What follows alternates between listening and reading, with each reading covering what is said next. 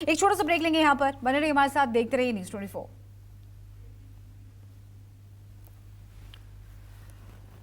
तो फिलहाल हम मध्य प्रदेश की बात कर लेते हैं। मध्य प्रदेश की सियासी आबो हवा काफी गर्म हो गई है। क्या बीजेपी और क्या कांग्रेस दोनों ही पार्टियों ने अपनी चुनावी तैयारियों को धार देना शुरू कर दिया है। लेकिन इसी बीच बीजेपी की कद्दावर नेता और फायर ब्रांड नेता उमा भारती ने जो बयान दिया, उसने बीजेपी की टेंशन बढ़ा दी है। दीदी मां यानी उमा भारती ने बीजेपी पार्टी के केंद्रीय नेतृत्व पर नाराजगी जाहिर की है। साथ ही साथ यह भी कह दिया है कि बीजेपी में यूज एंड थ्रो वाली राजनीति नहीं चलने देंगे।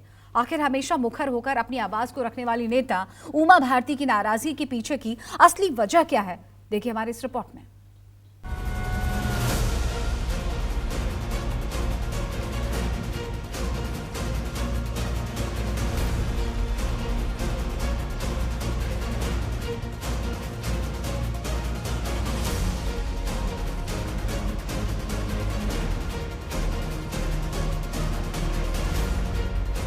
आशीर्वाद यात्रा निकली तो मुझे फिर नहीं बुलाया क्योंकि उनको लगता है कि अब तो हम सरकार बना लेंगे। उमा भारती की एक कमजोरी है, कभी कभी सच बहुत जोर से बोल जाती है। मध्य प्रदेश में चुनाव, उमा ने बीजेपी को दिया तनाव।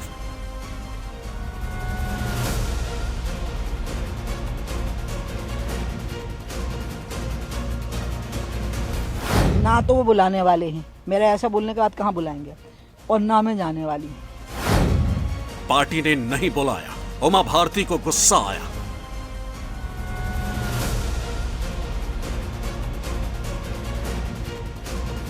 भाजपा की सरकार बने, लेकिन अब मैं 25 तारीख तक तो किसी भी कार्यक्रम में भागीदारी नहीं करूंगी। साध्वी के गुस्सैल बोल, अंतर कलह की खुली पोल।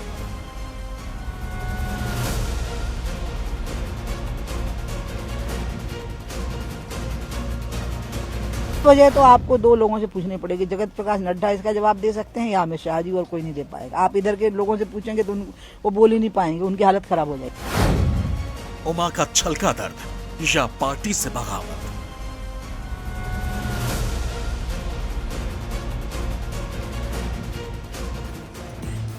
तो 2024 के रण में भले ही अभी कुछ महीनों का वक्त बचा, लेकिन उससे पहले देश के कई राज्यों में 24 का सेमीफाइनल होने जा रहा है, जिसमें से एक है मध्य प्रदेश। वो राज्य जहां भले बीजेपी की सरकार हो, लेकिन इस बार कड़ा मुकाबला देखने को मिल रहा है। क्या बीजेपी और क्या कांग्रेस, दोनों ने अपनी पूरी ताकत झोंक रखी है।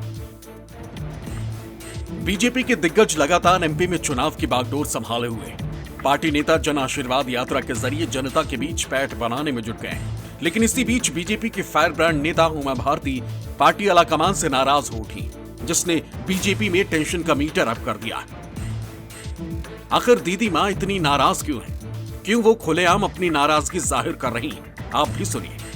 मुझे दूर नहीं किया उन्होंने, वो यात्रा में बुलाना भूल गए हैं। चुनाव में बुला लेंगे, चुनाव में बुला लेते हैं। अच्छा, अब दोबारा अगर बुलाया, निमंत्रण दिया जाता है या बुलाया जाता है, जब आपने आज बोली, तो क्या आप जाएंगी, जन आशीर्वाद यात्राओं को सम्मिलित होंगी?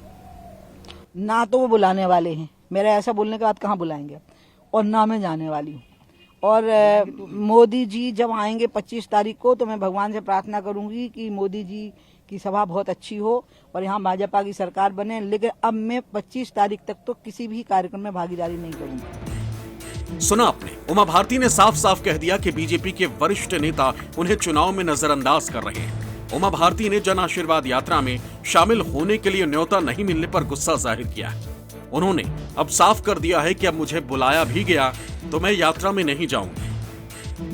साथ ही कहा कि 25 सितंबर को यात्रा के समापन कार्यक्रम में भी वो शिरकत नहीं करेंगी। वहीं उन्होंने निशाने पर अमित शाह और जेपी नड्डा को भी लिया। साथ ही कहा कि ये बताएं कि क्यों उन्हें जन आशीर्वाद यात्रा का न्योता नहीं दिया गया। साथ ही कहा कि प्रदेश के नेताओं में उनसे ये सवाल करने की हिम्मत नहीं है। मुझे कोई किसी जनादेश यात्रा का नेतृत्व करना था। उत्तर प्रदेश का या कोई देश के इन चारों राष्ट्रीय अध्यक्ष हैं, कुछ पूर्व हैं कुछ वर्तमान है, इसलिए नेतृत्व हो रहा है, उसमें भी कोई दिक्कत नहीं है। लेकिन मुझे ये अजीब लगा कि मुझे कहा ही नहीं कि आप कहीं थोड़ी देर के लिए आ जाओ, और फोटो तो भी गायब हो गया साथ में।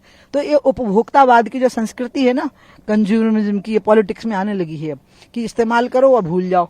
ये मैं भाजपा में तो होने ही नहीं दूंगी, इसलिए मैंने एक जरा सा थोड़ा सा झटका देने के लिए बोल दिया, बिल्कुल प्लानिंग से बोला। क्या मतलब आपको वजह लगती है क्योंकि ये वजह तो आपको दो लोगों से पूछनी पड़ेगी, जगत प्रकाश नड्डा इसका जवाब दे सकते हैं या अमित शाह जी, और कोई नहीं दे पाएगा। आप इधर के लोगों से पूछेंगे तो वो बोल ही नहीं पाएंगे, उनकी हालत खराब हो जाएगी। वहीं उमा ने ये भी कहा कि बीजेपी के लोगों को ये डर लगता है कि अगर वो वहां पहुंच जाएंगी तो लोगों का सारा ध्यान उनकी तरफ होगा। साथ ही उन्होंने सिंधिया को लेकर भी बयान दिया। कहा ज्योतिरादित्य सिंधिया ने अगर बीजेपी की सरकार बनवाई तो उन्होंने भी एक सरकार बना कर दी थी।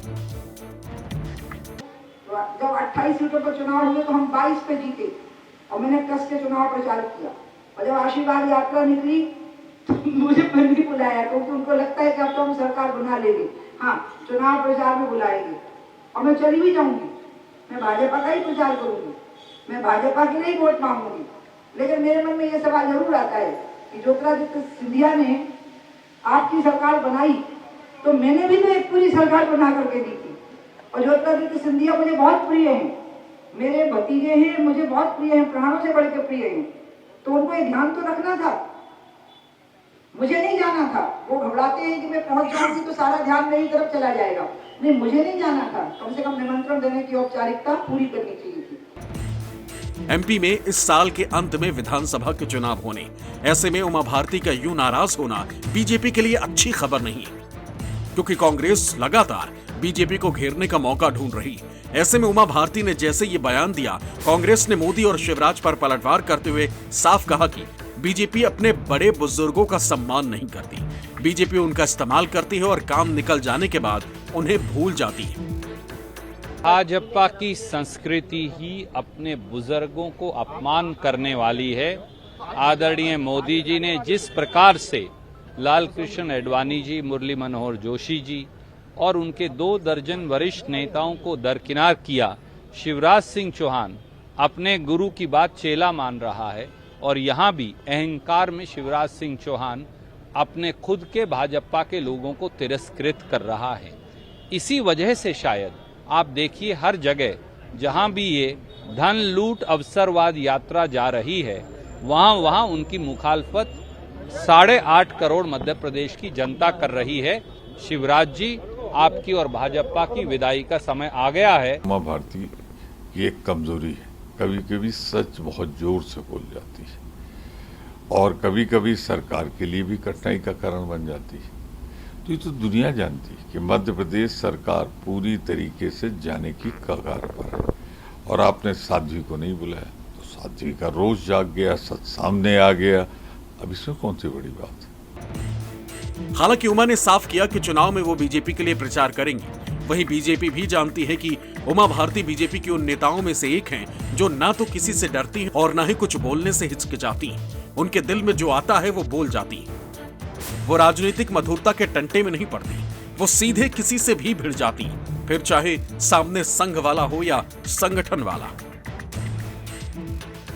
देखिए, उमा भारती जो है वो केंद्रीय मंत्रिमंडल से अलग होने के बाद और लोकसभा चुनाव नहीं लड़ने की घोषणा करने के बाद, या आप आडवाणी जी के प्रसंग को जाके देखें जब उनको पार्टी से अलग किया गया था, तो ऐसा लगता है कि उमा जी जो बीजेपी का नेतृत्व है पहले का भी और आज का भी, उसको डाइजेस्ट नहीं कर पा रही हैं, और बीजेपी का नेतृत्व जो है वो उमा भारती को डाइजेस्ट नहीं कर पा रहा है।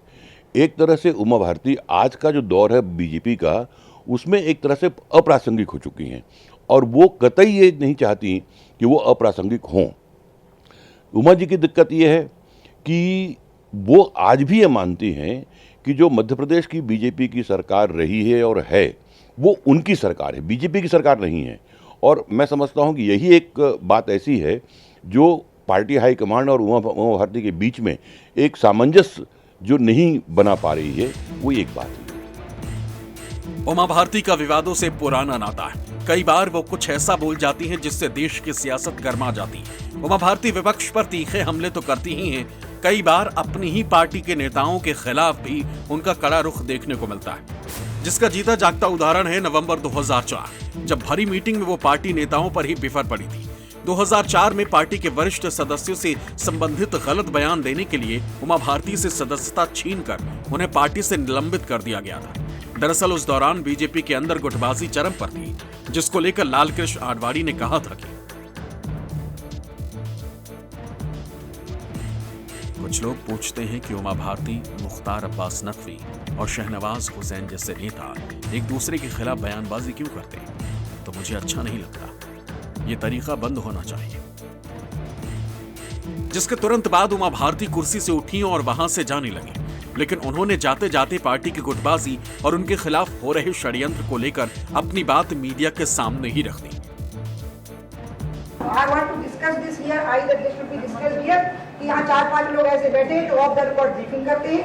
राज्यसभा में है, कोई काम है नहीं, जनता के बीच में कभी जाते नहीं है और हम लोगों की इज्जत की धज्जियां उड़ाते हैं। I am sorry.